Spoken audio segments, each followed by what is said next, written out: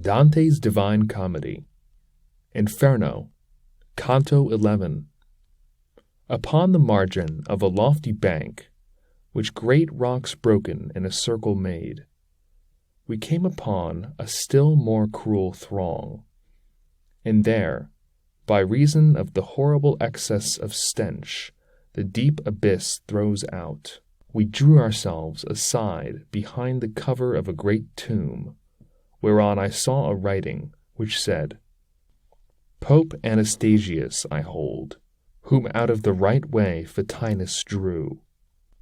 Slow it behoveth our descent to be, so that the sense first be a little used to that sad blast, and then shall we not heed it. The master thus, and unto him I said, some compensation find, that the time pass not idly. And he, thou seest I think of that. My son, upon the inside of these rocks, began he then to say, are three small circles, from grade to grade, like those which thou art leaving. They are full of spirits maledict, but that hereafter sight alone suffice thee. Hear how and wherefore they are in constraint of every malice that wins hate in heaven. Injury is the end, and all such end either by force or fraud afflicteth others. But because fraud is man's peculiar vice, more it displeaseth God, and so stand lowest the fraudulent, and greater dole assails them. All the first circle of the violent is, but since force may be used against three persons, in three roundsest is divided and constructed.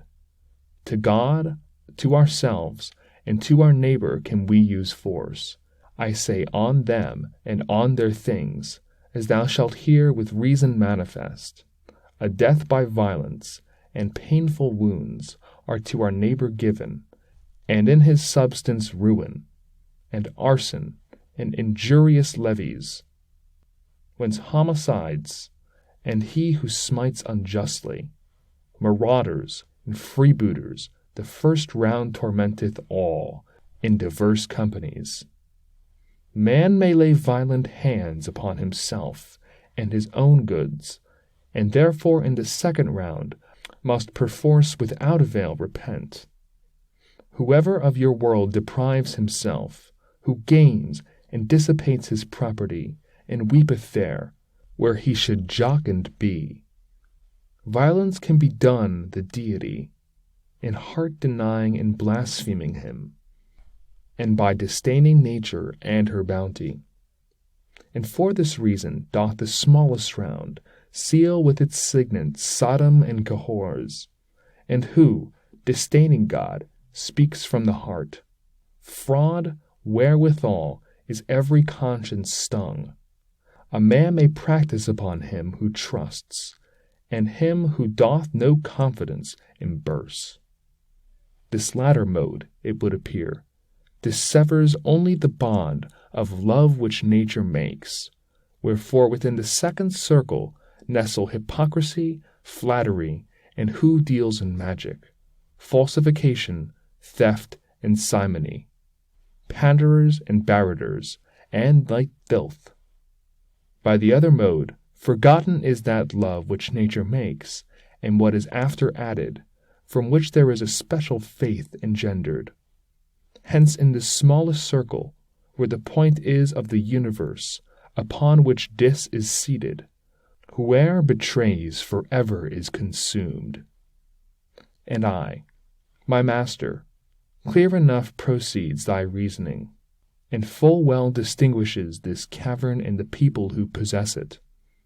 But tell me, those within the fat lagoon, whom the wind drives, and whom the rain doth beat, and who encounter with such bitter tongues, wherefore are they inside of the Red City not punished, if God has them in his wrath?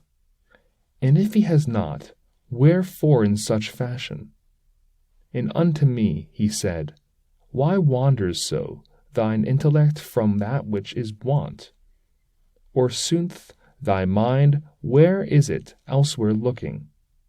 Hast thou no recollection of those words which with thine ethics so thoroughly discusses, the dispositions three, that heaven abides not, incontinence and malice and insane bestiality, and how incontinence less God offendeth, and less blame attracts? If thou regardest this conclusion well, and to thy mind recallest who they are, that up outside are undergoing penance, clearly wilt thou perceive why from these felons they separated are, and why with less wrath justice divine doth smite them with its hammer. O Sun, that healest all distempered vision, thou dost content me so, when thou resolvest, that doubting pleases me no less than knowing.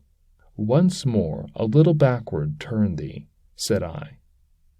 There where thou sayest that usury offends goodness divine, and disengage the knot.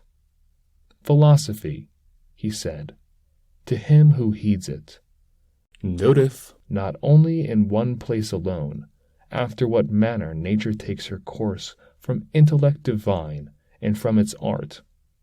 And if thy physics carefully thou notest, after not many pages thou shalt find that this your art as far as possible follows, as the disciple doth the master, so that your art is, as if it were, God's grandchild. From these two, if thou bringest to the mind Genesis at the beginning, it behooves mankind to gain their life and to advance, and since the usurer takes another way, nature herself and in her follower disdains he, for elsewhere he puts his hope. But follow now, as I would fain go on, for quivering are the fishes on the horizon, and the wane wholly over the chorus lies, and far beyond there we descend the crag.